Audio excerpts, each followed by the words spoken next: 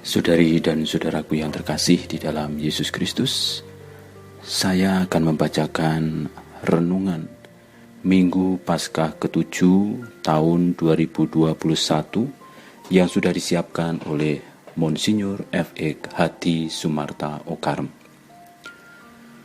Menjelang Hari Raya Pentakosta, dalam hari Minggu ini kita diajak mendengarkan Injil Yohanes bab 17 ayat 11b sampai dengan 19. Injil Yohanes ini memuat wejangan Yesus yang disampaikan kepada ke-12 muridnya dalam perjamuan malam terakhir. Doa ini sekaligus merupakan sabda perpisahan. Yesus akan memasuki saat penangkapan, penderitaan, dan kematiannya di salib. Hidup dan karyanya yang tampak akan berakhir, dan ia akan kembali kepada Bapa yang mengutusnya. Para muridnya harus meneruskan hasil karya penebusannya. Tugas mereka sangat luhur, tetapi berat dan banyak godaan dan hambatannya. Karena itu Yesus mengucapkan doanya kepada Bapa bagi mereka itu.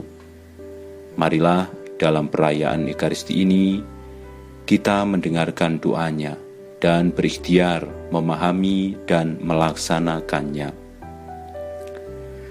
Dalam kitab suci kita dapat melihat bahwa Yesus dalam hidup dan karyanya selalu berdoa. Maka pada pertemuannya dalam perjamuan malam terakhir, ia juga berdoa, khususnya bagi murid-muridnya.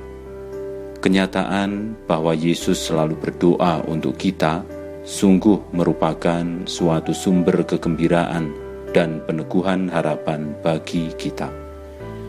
Dalam doanya bagi murid-muridnya, yang juga bagi kita semua sebagai murid-muridnya, Yesus menyebut 3 permohonan yang sangat kita butuhkan dan harus kita hayati serta laksanakan. Pertama, Yesus berdoa supaya kita murid-muridnya bersatu. Ya Bapa yang kudus, peliharalah mereka dalam nama-Mu, yaitu nama-Mu yang telah Engkau berikan kepadaku, supaya mereka menjadi satu sama seperti kita. Kita semua diciptakan oleh Allah yang satu, dan berkat baptis kita semua adalah putra-putri Allah yang satu. Allah sendiri adalah 3 pribadi, Bapa, Putra, dan Roh Kudus. Namun Bapa, Putra, dan Roh Kudus tetap satu. Maka kita semua juga harus bersatu.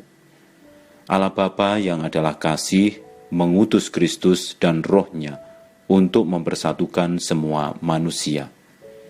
Yesus dan Roh-Nya membongkar tembok-tembok pemisah, baik antar bangsa, antar suku, antar sesama, bahkan dalam keluarga, gereja, yaitu kita semua, dimaksudkan oleh Yesus sebagai tanda dan teladan perdamaian dan kerukunan. Gereja harus menjadi sakramen persatuan dan perdamaian. Dapatkah gereja kita disebut otentik, artinya murni sungguh sebagai persekutuan murid-murid Yesus, apabila di dalam gereja itu warga-warganya saling bermusuhan, terpecah belah, dan hidup penuh kebencian dan dendam? Yesus berdoa agar kita selalu bersatu. Tetapi bagi kita bukan hanya berarti bahwa kita harus bersatu hanya dengan orang-orang seiman atau seagama, tetapi dengan setiap orang, siapapun juga, yaitu setiap orang yang berkehendak baik. Kedua, sangat menarik bahwa Yesus juga berdoa, Aku telah memberikan firman-Mu kepada mereka, dan dunia membenci mereka, karena mereka bukan dari dunia, sama seperti Aku bukan dari dunia. Aku tidak meminta supaya Engkau mengambil mereka dari dunia, tetapi supaya Engkau melindungi mereka dari yang jahat. Kita sebagai orang Kristiani, pengikut Kristus, tidak diminta Tuhan supaya mengundurkan diri dari dunia dan memasuki suatu kelompok atau golongan tertutup, ibaratnya suatu ghetto, sebagai kelompok eksklusif dan tertutup terhadap orang-orang lain. Yesus justru mengutus kita ke tengah-tengah dunia sama seperti Ia sendiri yang bukan diutus Bapa hanya untuk orang Yahudi. Yesus tidak mau menarik murid-muridnya dari dunia. Sebaliknya, mau menyiapkan dan memperkuat mereka untuk diutus pergi dan memasuki dunia masyarakat untuk menghadirkan keselamatan yang diberikan oleh Tuhan kepada dunia yang membutuhkannya. Artinya, di tengah segenap kesibukan dan aneka urusan di dunia, kita harus sadar untuk bersikap, berpikir, dan berbuat sebagai orang Kristiani. Artinya menjauhkan diri dari yang jahat dan hidup sesuai dengan pedoman hidup yang telah diberikan Yesus. Dan Ia sendirilah teladannya. Dunia memang tempat di mana murid-murid Yesus harus hidup. Maka bagi semua orang yang hidup di dunia ini dengan segalanya yang baik, namun juga yang jahat, Yesus berdoa agar segenap pengikutnya dijauhkan dari yang jahat.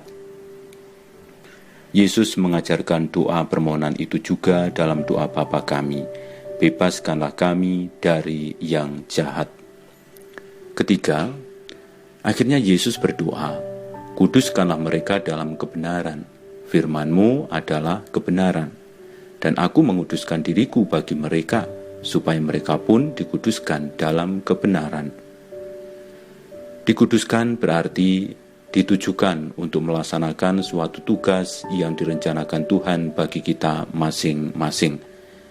Namun, dikuduskan juga berarti diberi atau dilengkapi oleh Tuhan dengan rahmat dan kekuatan yang dibutuhkan untuk melaksanakan apa yang dipercayakan kepada masing-masing.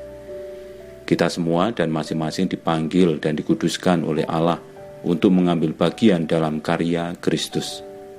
Kita diutus ke dalam dunia untuk menjadi saksi Kristus. Artinya kita harus memperkenalkan Kristus dan cara hidupnya melalui cara hidup kita masing-masing maupun bersama-sama. Kristus adalah saksi Allah, padahal Allah yang adalah kasih. Kasih inilah yang disebut kekudusan yang sejati.